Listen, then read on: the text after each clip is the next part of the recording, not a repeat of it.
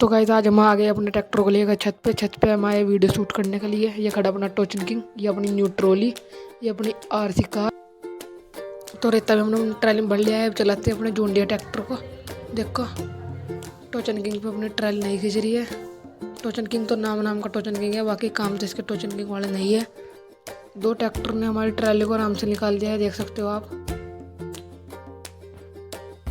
तो फिर हमारे टोचन किंग की गियर बॉक्स में आ गई थी प्रॉब्लम। तो अगले ब्लॉग के वास्ते फॉलो कर लियो।